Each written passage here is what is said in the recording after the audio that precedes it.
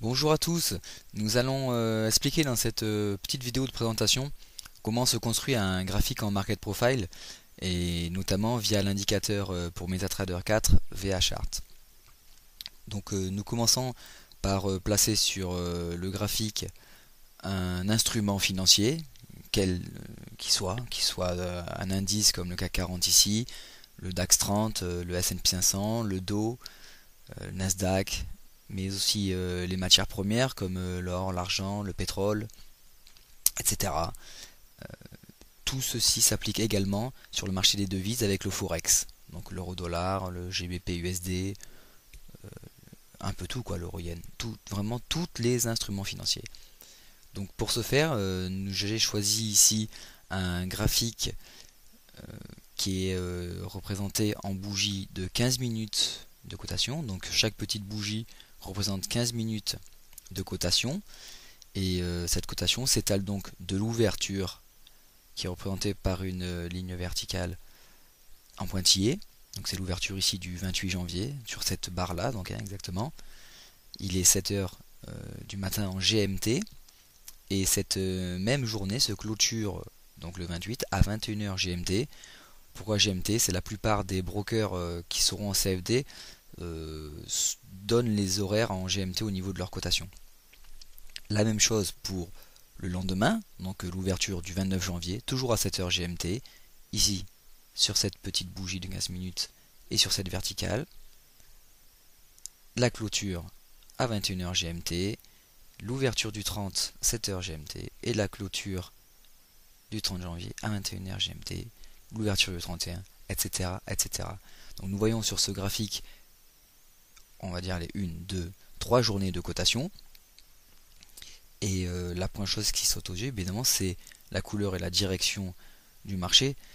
Cependant, tout ceci est dynamique. Comment trader cette direction? Comment trader ces ranges? Que faire des données de la veille, mais aussi celles du jour? Et on a tendance à oublier assez rapidement sur cette vue qui est somme toute la plus classique, mais un petit peu les données du marché.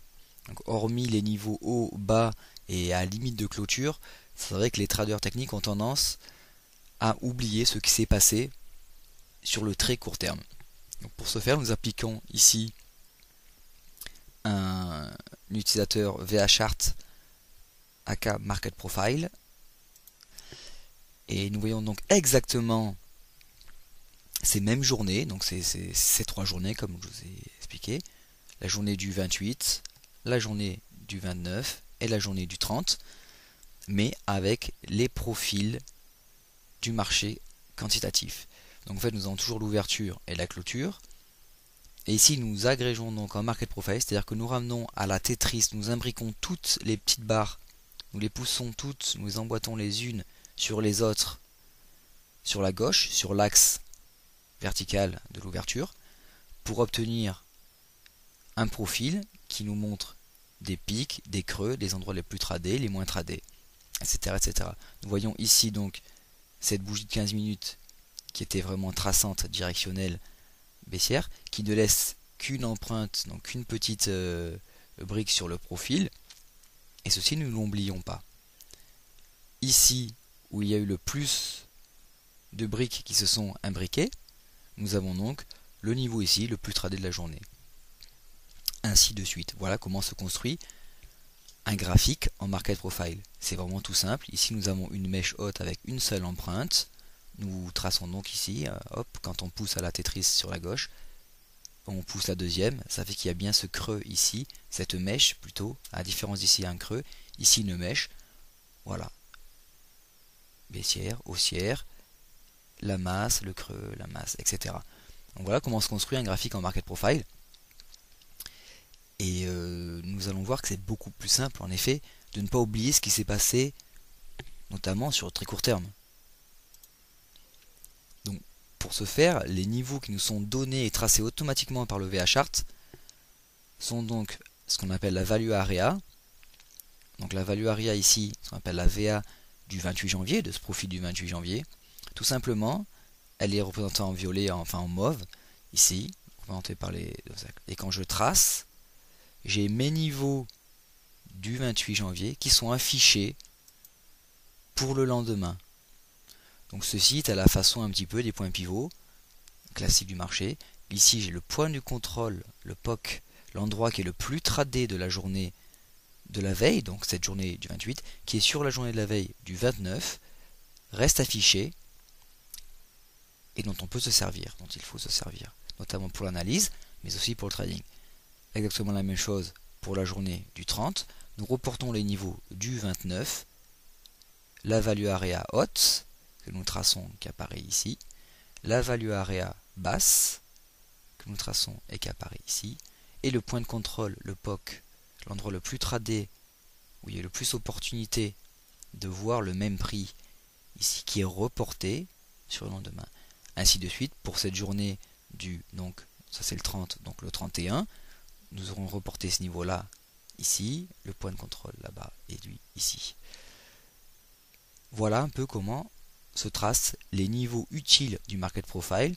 Il y en a beaucoup plus, mais il y en a les trois essentiels, c'est donc la value area haute, la value area basse et le POC, le point de contrôle, tout simplement. Donc ces niveaux, il faut savoir les analyser, et une fois que l'on est dessus, il faut savoir quoi en faire. Pour ceci, nous vous offrons en bonus pour tout achat 2 stratégies de base débutant qui consistent à récupérer une tendance, mais également à trader un trading range, tout simplement.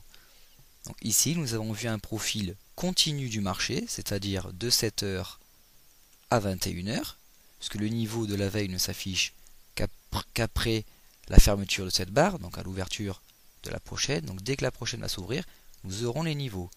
Ici ça ferme, et le lendemain j'ai les niveaux. Rien ne m'empêche de mettre un autre profil comme nous voyons ici, c'est-à-dire avec ce même profil du 28 janvier, avec donc l'ouverture qui est toujours ici, mais une clôture que j'applique à 16h30, donc sur cette barre. Ici la verticale que j'ai ombrée représente la clôture du CAC 40 à 16h30 GMT, soit évidemment 17h30 heure de Paris, qui est exactement la clôture réelle du marché au comptant.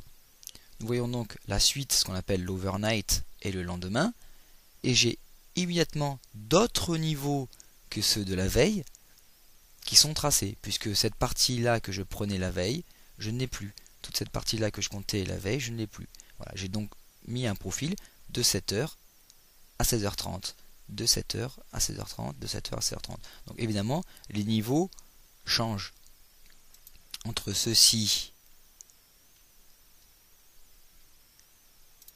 et cela, les niveaux sont bien différents parce que le profil, lui, est différent. Le market profile renseigne également la première heure de cotation du marché, qui est l'initial balance, qui est représentée ici en rouge, qui aide vraiment à voir un petit peu où se situe l'ouverture par rapport au profil de la veille. Donc là ici nous voyons bien que le profil est ici, l'ouverture est bien plus haute, donc nous avons un gap haussier, etc. Ici c'est dans le profil. Donc ceux-ci aussi font partie des stratégies du market profile, une identification surtout qui est simplifiée. Donc les niveaux sont tracés non pas à l'ouverture du lendemain, mais immédiatement à la prochaine barre de la clôture que nous avons sélectionnée. Ceci est très pratique pour les indices, puisqu'ils permettent de voir ce qu'a fait vraiment le marché au comptant, mais également sur le Forex, où nous pouvons délimiter 3 sessions sur le marché, par exemple euro-dollar, ou GBP-USD, ou l'USD-Yen, par exemple, n'importe quoi. Nous pouvons mettre une session qui va partir, par exemple, de 7h à 18h, par exemple, ou à 17h, qui sera donc le bloc européen. Une autre session qui sera de 14h30 jusqu'à 22h, qui sera le bloc américain, et une session nocturne qui fera pendant 23h jusqu'à 7h du matin, qui sera elle le bloc Asie-Pacifique. Ça permet de connaître un petit peu, de voir les profils des différents blocs et leur impact sur le marché. Voilà. Donc je répète, nous possédons des niveaux tracés automatiquement. Il faut savoir comment les analyser par rapport au profil de la veille, et une fois dessus, savoir quoi en faire. Est-ce que je les contre? Est-ce que je sors parce que je suis en position? Et tout ceci est offert en bonus. Pour tout achat, du VHArt. Bien, je reste à votre disposition dans le support et n'hésitez pas à vraiment utiliser cet outil qui est fantastique. Merci à tous.